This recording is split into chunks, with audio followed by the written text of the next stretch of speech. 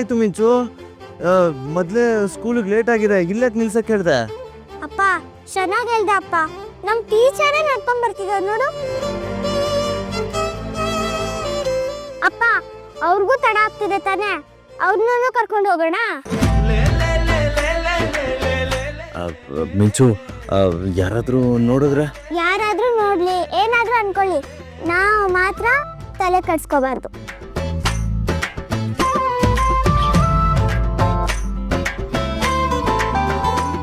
ಅಪ್ಪ ಏನ್ ಯೋಚನೆ ಮಾಡ್ತಿದ್ಯಾ?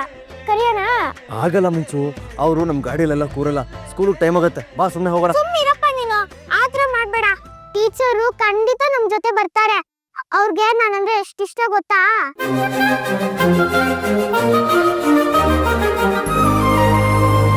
ಅರೆ, ನೀವಿಬ್ರೆ ನಿಲ್ ನಿಂತಿದ್ದೀರಾ? ಏನೋ ಜೋರಾಗಿ ಚರ್ಚೆ ನಡೆಸ್ತಾ ಇದ್ದೀರಾ ಅಪ್ಪ ಮಗಳಿಬ್ರು? ಅದೇನಿಲ್ಲ ಟೀಚರ್, ಮಿಂಚು ನಿಮ್ಮನ್ನ ಕರ್ಕೊಂಡು ಹೋಗೋಣ ಅಂತ ಇದ್ಲು.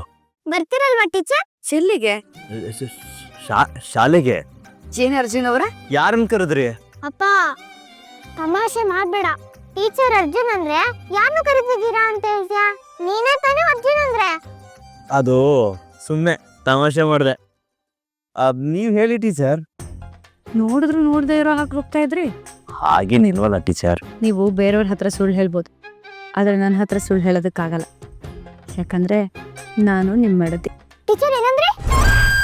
ಅದು ನಿಮ್ಮ ಮಗಳು ಟೀಚರ್ ಆಗ್ತಾಳೆ ಅಂತ ಹೇಳ್ತಾ ಇದ್ದೆ. ಓ ಹಂಗ. ಅಪ್ಪ 10 ರೂಪಾಯಿ ಇದೆಯಾ? 10 ರೂಪಾಯ? ಹೋ ಇದೆ ತಗೋ. ಕೊಡು. ಹುಷಾರು ಹುಷಾರು.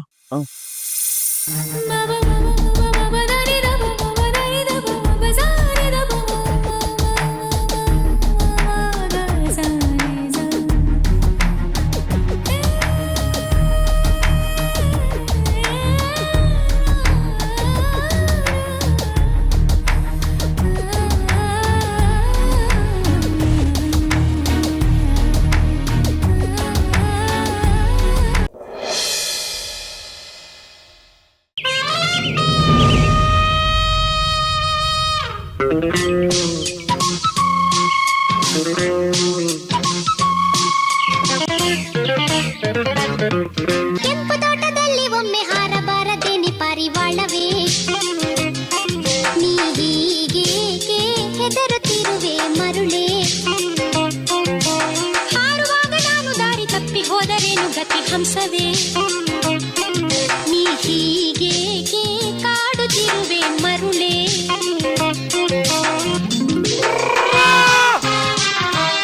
ಇದೇನಿದು ಸಂಕ್ರಣ್ಣ, ಕಡ್ಡಿ ಪೆಟ್ಟಿಗೆ ಬಾಯಾಗಿ ಇಟ್ಕೊಂಡು ನಿಂತವ್ರಲ್ಲ. ಆಮೇಲೆ ಹೇಳಿ ಅಮ್ಮಿಯವ್ರೆ, ಆಮೇಲೆ ಕೇಳಿ. ಆಮ್ಯಾಕೆ ಏನ್ ಸಂಕ್ರಣ್ಣ? ಏಯ್, ನೀನೇ ಹೋಗಿ ಬಂದೆ, ಹೋಗಿ ಅಲ್ಲಿಂದ ಹೋಗಿ. ನಾನು ಯಾವ ಕಡೆಗೆ ಹೋಗ್ಲಿ ನಿಮ್ಮೆಲ್ಲರೂ ಬಿಟ್ಟು?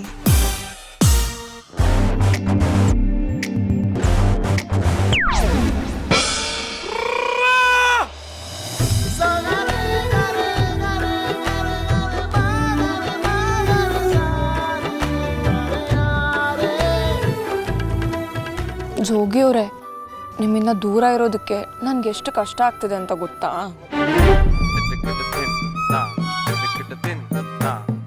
ಸಂಕ್ರಣ್ಣ, ಗೌರವಂಗೆ ನಿನ್ನಿಂದ ದೂರ ಇರಕ್ ಆಗಕ್ಕಿಲ್ವಂತೆ. ನಂಗೂ ಸಾನೆ ಕಷ್ಟ ಆಯ್ತಾ ಇದೆ, ಹೊಸಿ ದಿನ ಆಟೆ ಅಂತೇಳು. ಗೌರವ ಬಸಿ ದಿನ ಅಷ್ಟೇ ಅಂತೆ ಬಿಡು. ಜೋಗಿಯವ್ರೆ, ಏಯ್ ಪಂಕು, ನೀನ್ ಹೋಗಿ ಕೆಲಸ ನೋಡ್ಕೊ ಹೋಗು. ಸಂಕ್ರಣ್ಣ, ನಾನು ಸಹಾಯ ಮಾಡ್ತೀನಿ ನಿಮ್ ಪಿರೂತಿಗೆ. ಏಯ್ ಒಯ್ತೆ ಇಲ್ವಾ, ತೆಗೆದು ಬಿಟ್ಬಿಟ್ಟೇನು, ಹೋಗೆ. ಹೋಯ್ತೀನಿ ಬಿಡು, ಆಮೇಲೆ ಒಂದಲ್ಲ ಒಂದಿನ ಬರ್ತೀಯಾ ನನ್ನ ಸಹಾಯಕ್ಕೆ.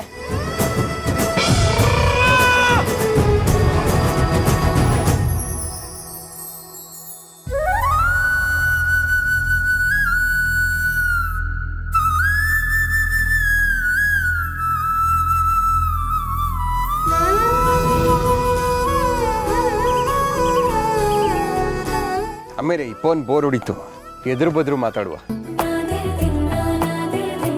ಜೋಗಿಯವ್ರೆ, ಈಗ ನನ್ನ ಬಗ್ಗೆ ನಿಮಗೆ ಎಷ್ಟು ಗೊತ್ತು, ನಿಮ್ಮ ಬಗ್ಗೆ ನನಗೆ ಎಷ್ಟು ಗೊತ್ತು ಅಂತ ತಿಳ್ಕೊಳ್ಳೋಣ. ಹಾ, ಅದೇನು ಹೇಳಿ ನೋಡೇ ಬಿಡುವ. ನಾನು ಎಲ್ಲಿ ಹುಟ್ಟಿದ್ದು ಅಂತ ನಿಮಗೆ ಗೊತ್ತಾ? ನೀವು ಮನೇಲೆ ಹುಟ್ಟಿರ್ತೀರಾ ಬಿಡಿ. ಇಲ್ಲ, ತಪ್ಪು. ಹಾಸನದ ಗೌರ್ಮೆಂಟ್ ಹಾಸ್ಪಿಟಲ್ ಅಲ್ಲಿ ಹುಟ್ಟಿದ್ದು. ಈಗ ನೀವು ಸೋತ್ರಿ. ಆಯ್ತು, ಇನ್ನೇನಾರ ಕೇಳಿ ಹೇಳ್ತೀನಿ. ಓ ಹೌದಾ? ಹಾಗಾದ್ರೆ ನಾನು ಹುಟ್ಟಿದ ಟೈಮ್ ಯಾವುದು ಅಂತ ಹೇಳಿ. ಅಯ್ಯೋ ಸಣ್ಣ ಕೇಳ್ತೀರಾ, ನಂಗೆ 1-2 ಬರೋಕ್ಕಿಲ್ಲ, ಇನ್ನು ನೀವು ಹುಟ್ಟಿರೋ ಟೈಮ್ ಬೇರೆ ಹೇಳೋದೆ. ಹೀಗಂದ್ರೆ ಹೇಗೆ? ನೀವು ನನ್ನ ಪ್ರೀತಿ ಮಾಡ್ತೀರಾ ಅಂದ್ರೆ ಇದೆಲ್ಲ ಗೊತ್ತಿರಬೇಕು ಅಲ್ವಾ? ಇಷ್ಟೇನಾ ನಿಮ್ಮ ಪ್ರೀತಿ? ಅಯ್ಯೋ ನೀವು ನನ್ನ ಪ್ರೀತಿ ವಿಷಯಕ್ಕೆಲ್ಲ ಬರಬೇಡಿ. ಅದೇನು ಹೇಳ್ಬೇಕು ಕೇಳಿ, ಗೊತ್ತಿಲ್ಲದೆ ಇದ್ರು ಹುಡುಕೊಂಬಿಡ್ತೀನಿ. ಓ ಹೌದಾ? ನಿಜಾನಾ? ಹಾಂ ನಿಜಾನೇ. ಹಾಗಾದ್ರೆ ಮೊದಲು ನಾನು ಹುಟ್ಟಿದ ಟೈಮ್ ಕಂಡುಹಿಡಿ ನೋಡೋಣ. ಅಷ್ಟೇ ತಾನೇ. ಯಾವ ಆಸ್ಪತ್ರೆ ಅನ್ರಿ? ಹಾಸನದ ಗೌರ್ಮೆಂಟ್ ಆಸ್ಪತ್ರೆ. ಹೆಂಗ್ ಹುಡಿಕೊಂಡ್ ತಕೊಬತ್ತೀನಿ ನೋಡಿ. ಇದ್ರ ಜೊತೆಗೆ ನಾನು 6ನೇ ವಯಸ್ಸುವರೆಗೂ ಏನೇನ್ ಮಾಡಿದೆ, ನನ್ನ ಲೈಫಲ್ಲಿ ಏನೇನ್ ನಡೀತು ಇದೆಲ್ಲಾನು ಕಂಡುಹಿಡಿಬೇಕು. ಹಂಗಾರೆ ನೀವು ಹುಟ್ಟಿದ ಆಸ್ಪತ್ರೆ, ಅಂಗನವಾಡಿ ಎಲ್ಲದನ್ನು ವಿಸಿಟ್ ಮಾಡಬೇಕು ಅಂದಿರಿ.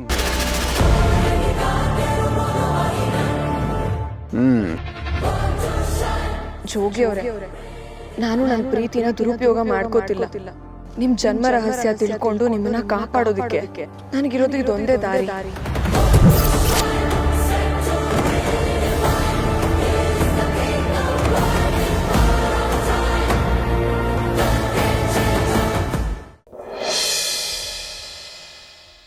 ನಂದಿ, ನೀನು ಬಹಳ ಬುದ್ಧಿವಂತ ಅಲ್ಲವೇ ತಂದೆ?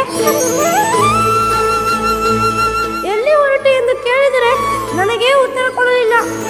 ಅಲ್ಲಿ ನೋಡಿದರೆ ಆ ವೇಷದಲ್ಲಿ ಬಂದು ಮಾತೆಯನ್ನೇ ಎದುರಿಸಿಬಿಟ್ಟ. ಅಯ್ಯೋ ಗಣೇಶ, ಮಾತೆ ಮನುಷ್ಯ ರೂಪದಲ್ಲಿ ಭೂಲೋಕದಲ್ಲಿ ಇದ್ದಿದ್ದಕ್ಕೆ ನನ್ನನ್ನು ನೋಡಿ ಹೆದರಿದರು ಅಷ್ಟೇ. ಮಾತೆಗೆ ಎಲ್ಲವೂ ನೆನಪಾದ ಮೇಲೆ ಮೊದಲು ಅವರ ಬಳಿ ಕ್ಷಮೆ ಕೇಳಿಬಿಡುತ್ತೇನೆ. ಮಾತೆಯ ವ್ಯಗ್ರ ರೂಪವನ್ನು ನೀನು ನೋಡಿಲ್ಲ ಗಣೇಶ. ಕಾಳಿದೇವಿಯಾದಾಗ ಶಿವನು ಮಾತೆಗೆ ಹೆದರುವಂತ ಪರಿಸ್ಥಿತಿ ಬಂದಿತ್ತು, ಗೊತ್ತೇ? ಹೌದೇ ತಂದೆ, ನೀವು ಮಾತೆಗೆ ಹೆದರುತ್ತೀರಾ? ಹೆದರುವ ಸಂದರ್ಭ ಬಂದರೆ ಹೆದರಲೇಬೇಕಲ್ಲ ಗಣೇಶ. ಆದರೂ ನಿನ್ನ ಮಾತೆಯ ಮನಸ್ಸಿನಲ್ಲಿ ಕೋಪಕ್ಕಿಂತಲೂ ಹೆಚ್ಚಿನ ಸ್ಥಳವನ್ನು ಆಕ್ರಮಿಸಿರುವುದು ಪ್ರೀತಿ ವಾತ್ಸಲ್ಯಗಳೇ. ಜಗನ್ಮಾತೆಯಲ್ಲವೇ ಅವಳು. ಮಕ್ಕಳನ್ನು ಪೊರೆಯುವುದೇ ಅವಳ ಗುಣ.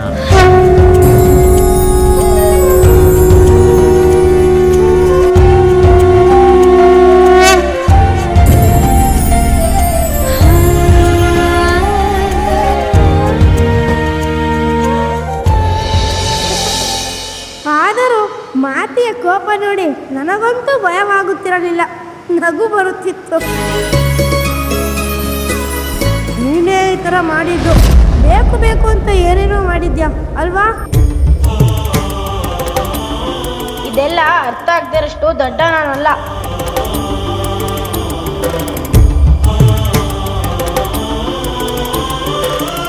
ಗಣೇಶ, ಮಾತೆ ಏನಾದರೂ ಇದನ್ನು ನೋಡಿದಿದ್ದರೆ ಅವರಿಗೂ ನಗು ಬರುತ್ತಿತ್ತು.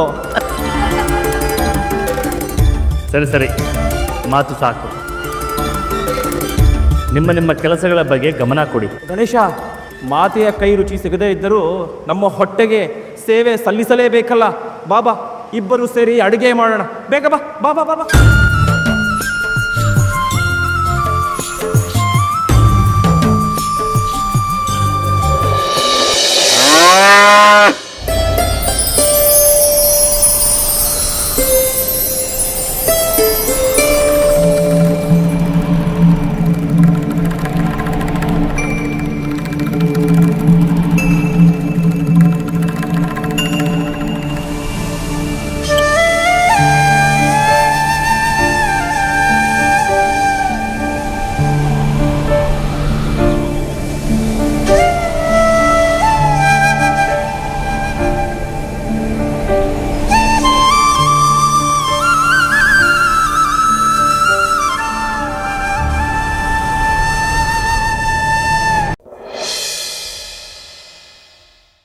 ಅತ್ತೆ, ಅವತ್ತೆ ಮಾವ ಅದನ್ನ ಬೇಡ ಅಂತ ಅವ್ರಿಗೆ ಹೇಳಿದ್ರು.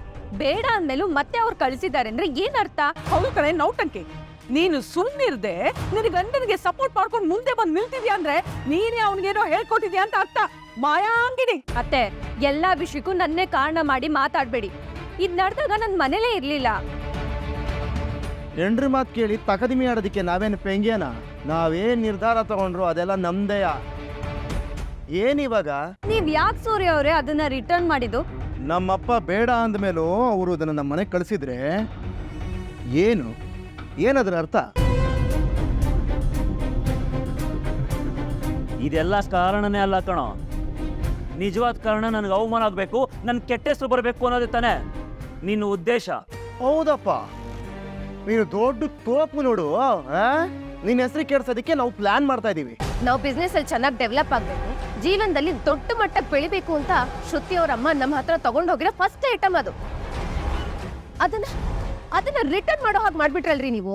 ಅವ್ರು ಯಾವ ಉದ್ದೇಶದಿಂದ ಇದೆಲ್ಲ ಮಾಡಿರೋದು ನಿಮಗೆ ಗೊತ್ತಿಲ್ಲ. ಹಾಗಿದ್ರೆ ನನ್ನ ತಾಯಿ ಉದ್ದೇಶ ಸರಿ ಇಲ್ಲ ಅಂತ ಹೇಳ್ತಿದ್ದೀರಾ? ಅವ್ರ ಉದ್ದೇಶ ಚೆನ್ನಾಗೇ ಇದೆ ಶ್ರುತಿ, ಇವ್ರ ಉದ್ದೇಶ ಸರಿ ಇಲ್ಲ ಅಷ್ಟೇ. ಏನು ಇವ್ರ ಉದ್ದೇಶ ಸರಿ ಇಲ್ವಾ?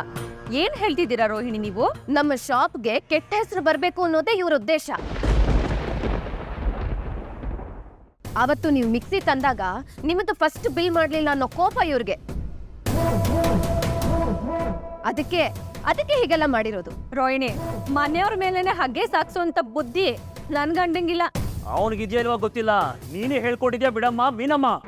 ಏಯ್, ಬಾಯಿ ಬಂದಾಗೆಲ್ಲ ಮಾತಾಡಿದ್ರೆ ತಲ್ತರ ಹೊಡೆದಾಕ್ಬಿಡ್ತೀನಿ ಪೆಂಗ್ಯಾ. ಏನೋ ಮಾತಾಡ್ತಿದ್ದೀನಿ ನೀನು? ಏನು ಹೆದರಿಸ್ತಾ ಇದ್ಯಾ? ಸೂರ್ಯ, ಯಾಕೋ ನೀನ್ ಮಾಡಿರೋ ತಪ್ಪನ್ನ ಒಪ್ಕೊಳ್ದೆ ಸುಮ್ಮನೆ ಇಲ್ಲ ಅಂತ ಹೇಳ್ತೀಯಾ? ನಾನು ಯಾವ ತಪ್ಪು ಮಾಡಿಲ್ಲ ಕಣರಬೆ. ನಿಮ್ಮ ಮತ್ತೇನೆ ನಮ್ಗೆಲ್ರಿಗೂ ಅವಮಾನ ಮಾಡಬೇಕು ಅಂತ ಮನೆಗೆ ಎಸಿ ಕಳ್ಸಿದ್ದಾರೆ. ಅದನ್ನ ನೀನೇ ಹೇಗೆ ಡಿಸೈಡ್ ಮಾಡ್ತೀಯಾ? ನಮ್ಮನ್ನ ಕನ್ಸಲ್ಟ್ ಮಾಡ್ಬೇಕಿತ್ತು ತಾನೇ? ಅಷ್ಟೆಲ್ಲ ಬುದ್ಧಿ ಇವ್ರಿಗೆಲ್ಲ ಇದೆ. ಹೌದಪ್ಪ, ಈ ಮನೇಲಿರೋ ಏಕೈಕ ಬುದ್ಧಿವಂತ ನೀನೇ. ನೀನು ಕಂಪೇರ್ ಮಾಡಿದ್ರೆ ನಾನು ಬುದ್ಧಿವಂತ ಕಣ. ಸೈಲೆಂಟ್ ಆಗಿ ಇದ್ಬಿಟ್ರೆ ಸರಿ, ಇಲ್ಲ ನನಗೆ ಬರ್ತಿರೋ ಕೋಪಕ್ಕೆ ನಾನು ಏನ್ ಮಾಡ್ತೀನಿ ನನಗೆ ಗೊತ್ತಿಲ್ಲ. ಏನ್ ಮಾಡ್ತೀಯ ಅಂದೆ? ಏನೋ ಮಾಡ್ತೀಯ?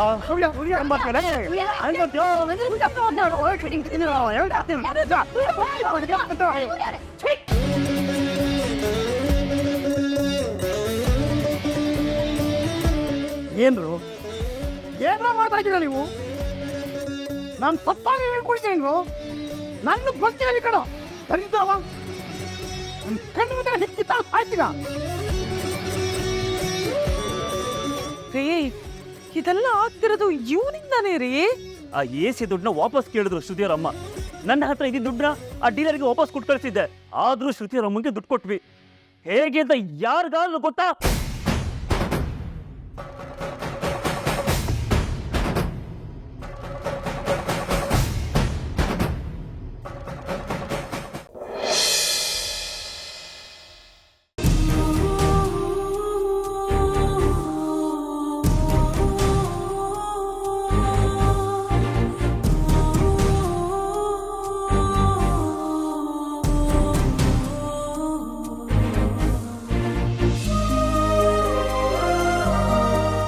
ವಿಕ್ರಮ್, ಇದ್ಯಾಕೆ ಫಾಲೋ ಮಾಡ್ತಿದ್ದೀರಣ್ಣ? ಸುಮ್ಮನೆ ಹೋಗಿ ನೀನು. ಕತ್ಲಾಗ್ತಾ ಬಂತಲ್ಲ ಅದಕ್ಕೆ. ಡೈಲಿ ಓಡಾಡೋ ಜಾಗ, ಗೊತ್ತಿರೋ ಜನ, ಒಳ್ಳೆ ಸೆಕ್ಯೂರಿಟಿ ಗಾರ್ಡ್ ಥರ ಹಿಂದಿನೇ ಬರ್ತಿದ್ಯಲ್ಲ, ಹೋಗು. ನಿಮಗೆ ಸೆಕ್ಯೂರಿಟಿ ಆಗೋ ಅವಕಾಶ ಸಿಕ್ಕಿದ್ರೆ ನನ್ನಂತ ಭಾಗ್ಯವಂತ ಏನೋ ಬೇಡ. ಇದು ತುಂಬ ಜಾಸ್ತಿ ಆಯ್ತು ವಿಕ್ರಮ್. ಸರಿ ಬಿಡ, ಆಯ್ತು. ನಿನ್ನ ಆಸೆ ಅಂದ್ರೆ ನಾನು ನಿನ್ನ ಕಡ್ಡಿ ಮಾಡ್ಲಿ. ಆಸೆ ಅಂದ್ರೆ ಇದೇ ನೋಡಿ ಚಿಕ್ಕ ಹುಡುಗಂತರ ಹೇಳ್ತಿದ್ಯಾ? ಆಸೆ ಅಂದ್ರೆ ಗುರಿ. ಇವಾಗ ನನಗೆ ಡಾಕ್ಟರ್ ಆಗಬೇಕು, ನನಗೆ ಇಂಜಿನಿಯರ್ ಆಗಬೇಕು ಅಂತೆಲ್ಲ ಇರುತ್ತಲ್ಲ, ಇತ್ಯಾದಿ ಹಾಗೆ. ಆಸೆಲಿ ಇಷ್ಟೊಂದು ವೆರೈಟಿ ಇದೆ ಅಂತ ನನಗೆ ಇವತ್ತೇ ಗೊತ್ತಾಗಿದೆ ಮೇಡಮ್. ಅಲ್ಲ ಮೇಡಮ್, ನಿಮಗೇನಾದರೂ ಆಸೆ ಆಯ್ತಾ? ಇತ್ತು. ನನಗೆ ಚಿಕ್ಕ ವಯಸ್ಸಲ್ಲಿ ಕಲೆಕ್ಟರ್ ಆಗ್ಬೇಕಂತ ತುಂಬ ಆಸೆ ಇತ್ತು. ಹಣೆ ಬರೋ ಕೈ ಕೊಟ್ರೆ ಏನು ಮಾಡೋಕ್ಕಾಗತ್ತೆ? ಆಸೆಯಾಗಿ ಉಳ್ದ್ಬಿಡ್ತು. ಮೇಡಮ್ ಅವರೇ, ಈಗಲೂ ಓದಿ ಕಲೆಕ್ಟರ್ ಆಗ್ಬೋದು ನೋಡಿ. ಓದ್ಸಿರ್ಬೇಕಲ್ಲ. ಓದು ಅನ್ನೋದು ತಪಸ್ಸಿದ್ದ ಹಾಗೆ. ವಯಸ್ಸಾಗ್ತಾ ಜವಾಬ್ದಾರಿಗಳು ಜಾಸ್ತಿ ಆಗ್ಬಿಡುತ್ತಲ್ಲ, ಓದಿನ ಮೇಲೆ ಗಮನ ಹೊಟ್ಟೋಗ್ಬಿಡುತ್ತೆ. ನೀವು ಇವಾಗಲೂ ಓದಿ ಕಲೆಕ್ಟರ್ ಆಗ್ಬೋದಲ್ವಾ? ನನಗೆ ಸದ್ಯಕ್ಕೆ ನಂದೇ ಸ್ವಂತ ಅಂಗಡಿ ಮಾಡಿ ನನ್ನ ಪಪ್ಪನ ಕಾನ್ಸ್ಟೇಬಲಲ್ಲಿ ಕೊಡಿಸಿ ಫ್ರೆಂಡಿದೆಲ್ಲ ಎಜುಕೇಷನ್ ಕಂಪ್ಲೀಟ್ ಮಾಡಿಸ್ಬೇಕು. ಅಮ್ಮನ ರಾಣಿ ಹತ್ರ ನೋಡ್ಕೋಬೇಕು. ಇದೆ ನನ್ನ ಆಸೆ. ಒಟ್ಟಿನಲ್ಲಿ ನಿಮ್ಮ ಆಸೆನೆಲ್ಲ ಮೂಟೆ ಕಟ್ಟಿ ಸೈಡಿಗೆ ಬಿಸಾಕಿ ಫ್ಯಾಮಿಲಿಗೋಸ್ಕರ ದುಡಿತಿದ್ದೀರಾ. ನಿಮ್ಮ ಈ ತ್ಯಾಗನ ನೋಡಿದ್ರೆ ನಿಮ್ಗೊಂದು ಮೇಡಮ್ ಅವ್ರು ಏನು ಗೊತ್ತಾ, ಒಳ್ಳೆಯವರಿಗೆ ಅವತ್ತು ಒಳ್ಳೇದೇ ಆಗುತ್ತೆ. ಸರಿಯಾದ ಸಮಯಕ್ಕೋಸ್ಕರ ವೇಟ್ ಮಾಡ್ಬೇಕಷ್ಟೆ. ಏನು ವರಿ ಮಾಡಬೇಡಿ, ನಿಮ್ಮ ಜೊತೆ ನಿಮ್ಮ ನೆರಳಾಗಿ ಸದಾ ಇರ್ತೀನಿ.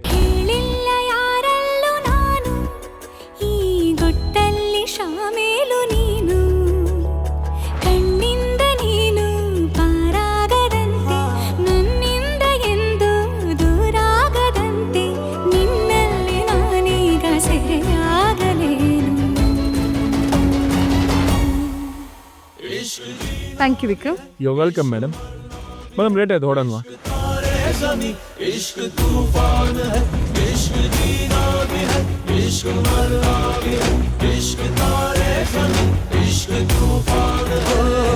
ಹೇಳಿಲ್ಲ ಯಾರಲ್ಲೂ ನಾನು ಈ ಗುಟ್ಟಲ್ಲಿ ಶಾಮೀಲು ನೀನು. ವಿಕ್ರಮ್ ಮನೆ ಹತ್ರ ಬಂತು, ನಾನು ಹೊರಡ್ತೀನಿ, ನೀನು ಹೊರಡು. ಸರಿ ಬಿಡು, ನಮ್ಮಿಬ್ರನ್ನ ಜೊತೆಗೆ ನೋಡಿದ್ರೆ ನಿಮ್ಮ ಮನೆಯವರು ಸ್ಪೆಷಲಿ ಅದೇವಕ್ಕೆ ಅಷ್ಟೇ.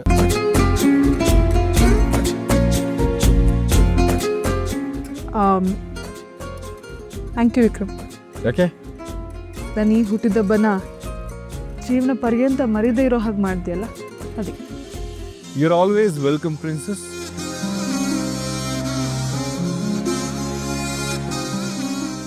ಬೇತಾಳ, ಅದೆಷ್ಟೇ ಕಷ್ಟ ಬಂದರೂ ಅದು ಯಾರೇ ಅಡ್ಡಿ ಬಂದರೂ ನಿನ್ನ ಸ್ನೇಹಿತನಾಗಿ, ನಿನ್ನ ಹಿತೈಷಿಯಾಗಿ, ನಿನ್ನ ಲೈಫ್ ಪಾರ್ಟ್ನರ್ ಆಗಿ ನಿನ್ನ ಜೊತೆ ಇರೋದು ನಾನೇ ಕಣೆ.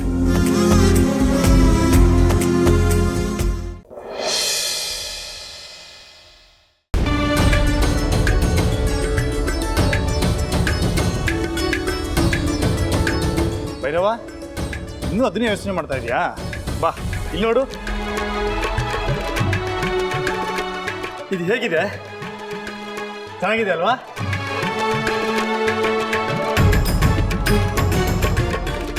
ಇದು ನಿಮ್ಗೆ ಒಂದಲ್ಲ ಕಣ, ಎರಡ್ ಕೊಡ. ಇದು ಒಂದತ್ತೆ. ಇದು ನೋಡು ಭೈರವ, ಚೆನ್ನಾಗಿ ಕಾಣತ್ತ ನಮ್ಮ ಭೈರವಂಗೆ. ಇನ್ನೊಂದು ಕೊಡ ಬೇಡ. ಹಾ, ಇದು ಚೆನ್ನಾಗಿ ಕಾಣತ್ತೆ. ಅವನ್ನೆಲ್ಲ ಕೆಳಗ ಹಾಕ್ರಪ್ಪ, ಹಳೆ ಬಟ್ಟೆಗಳು.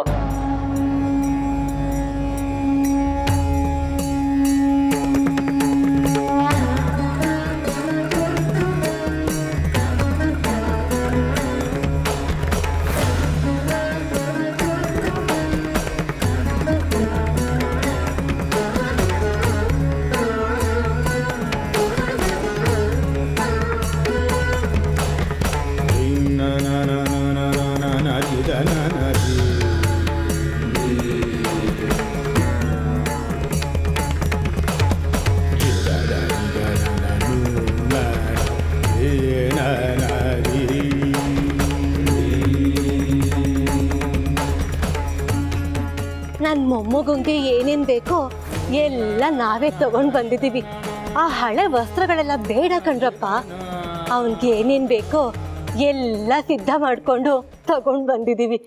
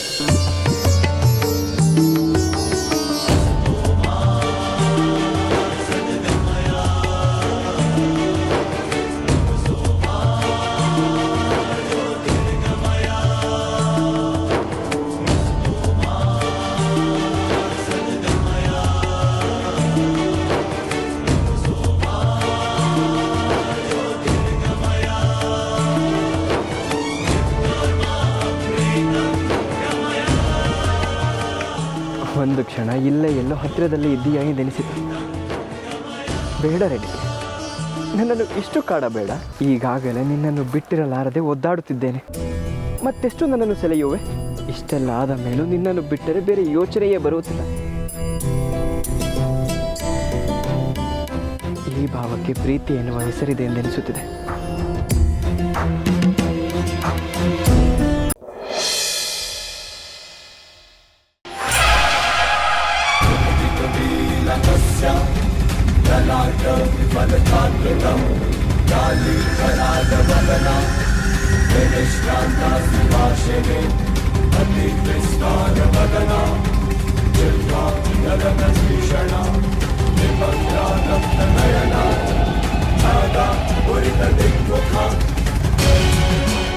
ನಾನಿವಾಗ ಗೆದ್ದಿದ್ದೀನಿ.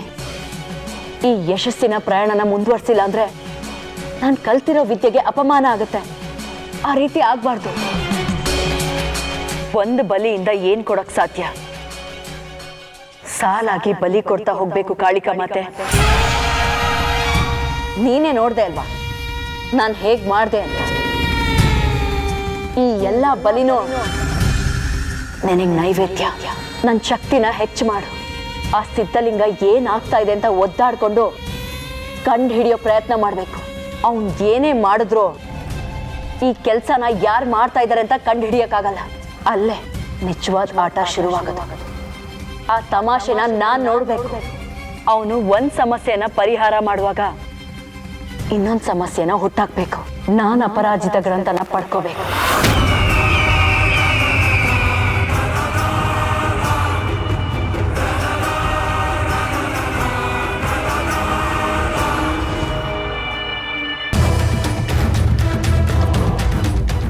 ಶರಣ್, ಬುದ್ಧಿಗಳಿದಾರಲ್ಲ ಅವ್ರನ್ನ ನೋಡಬೇಕಾಗಿತ್ತು.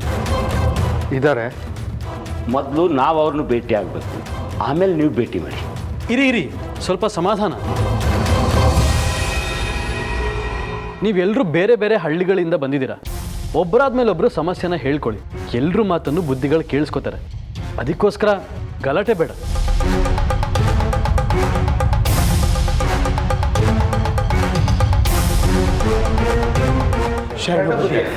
ಶಿವು, ಬುದ್ಧಿ, ತುಂಬ ದೊಡ್ಡ ಸಮಸ್ಯೆಯಲ್ಲಿ ಸಿಕ್ಕಾಕೊಂಡಿದ್ದೀವಿ.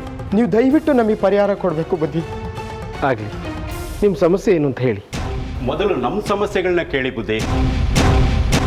ಈಗಾಗಲೇ ನಿಮ್ಮ ಹತ್ರ ಬಂದು ಭೇಟಿಯಾಗಿ ನಮ್ಮ ಸಮಸ್ಯೆನ ಹೇಳಿದ್ದೀವಿ. ಆದರೆ ನೀವು ಸಮಯ ಕೂಡ ಕೇಳಿದ್ರಿ. ತಿಳಿತು.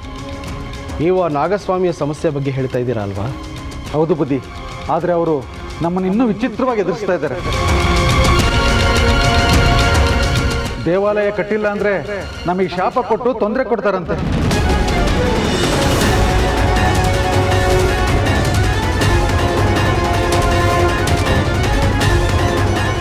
ಬುದ್ಧಿಗಳೇ, ನಮ್ಮದು ಇನ್ನೂ ದೊಡ್ಡ ಸಮಸ್ಯೆ ಆಗಿದೆ. ಸಮಸ್ಯೆ ಅನ್ನೋದಕ್ಕಿಂತ ಜೀವನೇ ಹೋಗೋ ಪರಿಸ್ಥಿತಿ ಬಂದಿದೆ.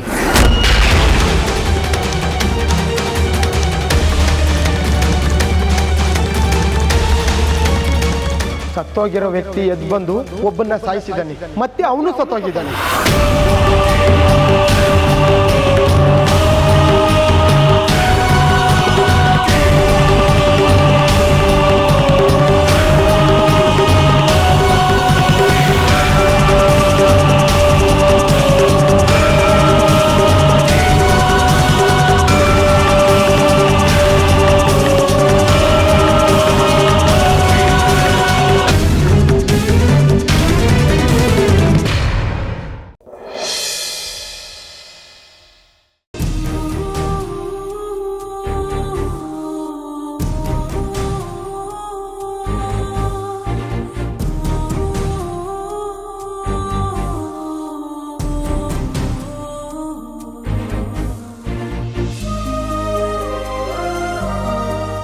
ವಿಕ್ರಮ್, ಇದ್ಯಾಕೆ ಫಾಲೋ ಮಾಡ್ತಿದ್ದೀರಲ್ಲ? ಸುಮ್ಮನೆ ಹೋಗಿ ನೀನು. ಕತ್ಲಾಗ್ತಾ ಬಂತಲ್ಲ ಅದಕ್ಕೆ. ಡೈಲಿ ಓಡಾಡೋ ಜಾಗ, ಗೊತ್ತಿರೋ ಜನ, ಒಳ್ಳೆ ಸೆಕ್ಯೂರಿಟಿ ಗಾರ್ಡ್ ಥರ ಹಿಂದಿನೇ ಬರ್ತಿದ್ಯಲ್ಲ, ಹೋಗು. ನಿಮಗೆ ಸೆಕ್ಯೂರಿಟಿ ಆಗೋ ಅವಕಾಶ ಸಿಕ್ಕಿದ್ರೆ ನನ್ನಂತ ಭಾಗ್ಯವಂತ ಏನೋ ಬೇಡ. ಇದು ತುಂಬ ಜಾಸ್ತಿ ಆಯ್ತು ವಿಕ್ರಮ್. ಸರಿ ಬಿಡಾಯ್ತು. ನಿನ್ನ ಆಸೆ ಅಂದ್ರೆ ನಾನು ನಿನ್ನ ಕಡ್ಡಿ ಮಾಡಲಿ.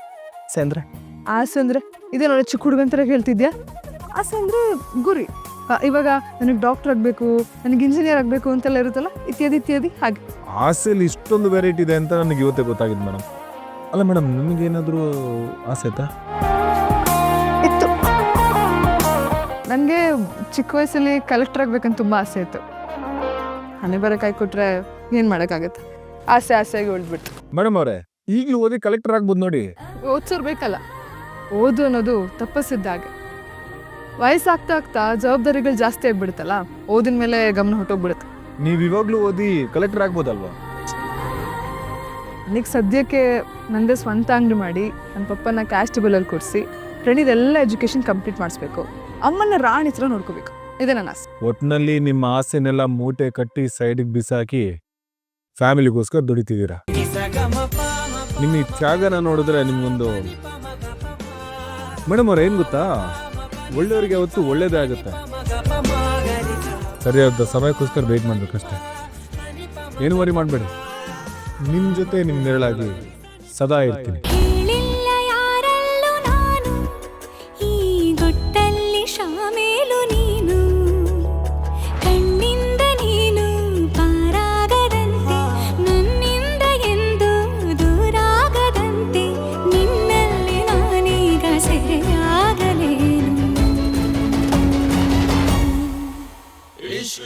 Thank you Vikram. You welcome madam. Madam late ಆಯ್ತು ಹೊಡೋಣವಾ?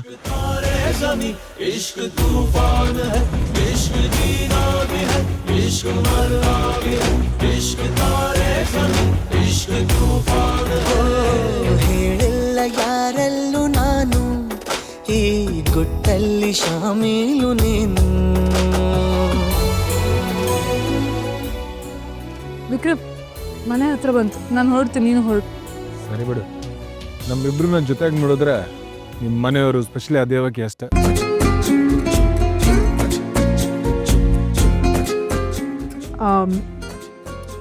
Thank you Vikram. ಯಾಕೆ? ನಾನು ಈ ಹುಟ್ಟಿದಬ್ಬನ ಜೀವನ ಪರ್ಯಂತ ಮರಿದೇ ಇರೋ ಹಾಗೆ ಮಾಡ್ತೀಯಲ್ಲ ಅದಕ್ಕೆ. You are always welcome princess.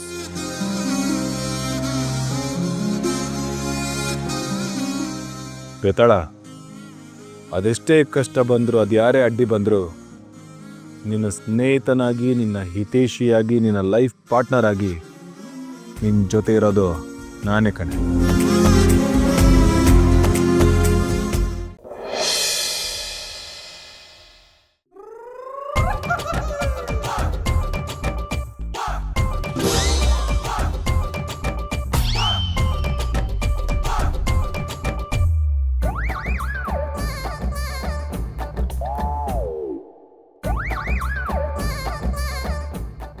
Dad, ಏನಾಗ್ಲಿಂದ ಮೇಲೆ ನೋಡ್ತಾ ಇದ್ದೀರಾ? ಹೋ, ಫ್ಯಾನ್ ತಲೆ ಮೇಲೆ ಬೀಳುತ್ತೆ ಅಂತ ಭಯನಾ? ನನಗೆ ಕಾಮಿಡಿನ? ಅಲ್ಲಿ ಫ್ಯಾನ್ ಇದೆಯಾ? ಇದೆಯಲ್ಲ ಫ್ಯಾನು. ನಾನು ಮೇಲಿಂದ ಹೆಂಗೆ ಯಾವಾಗ ಸೌಂಡ್ ಬರುತ್ತೆ ಅಂತ ನೋಡ್ತಾ ಇದ್ದೀನಿ. ಏನ್ ಸೌಂಡ್ ಬಾವಾ? ಇನ್ನೇನು ಸೌಂಡ್ ಅಮ್ಮ? ಅದೇ ಶ್ರಾವಣಿ ಸೌಂಡು.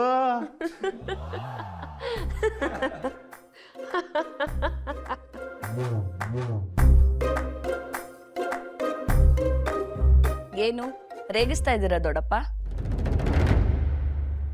ಹೌದು ಕಣೆ, ರೇಗಿಸ್ತಾ ಇದೀವಿ. ಇನ್ನೊಂದು ಸ್ವಲ್ಪ ದಿನ ನೋಡು, ಹುಚ್ಚಿಡಿಯುತ್ತೆ. ಆಗ ಇನ್ನ ಜೋರಾಗಿ ನಗ್ತೀವಿ, ಆಯ್ತಾ? ಬಂದ್ಬಿಟ್ಲು ಅವಳನ್ನ ವಹಿಸ್ಕೊಂಡು. ನಾನೇನು ವಹಿಸ್ಕೊಂಡು ಬಂದಿಲ್ಲ.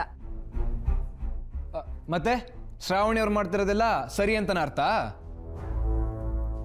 ಅದನ್ನ ಅವಳು ಸರಿ ಅಂತಾನೆ ಹೇಳ್ತಾಳೆ.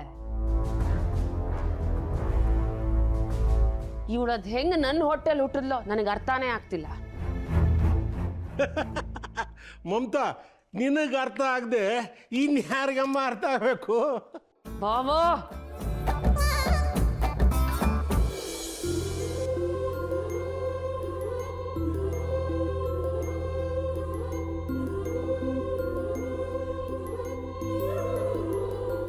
ಆದ್ಯಾ, ಮಮ್ಮಿ ಹೇಗಿದ್ಯಾ?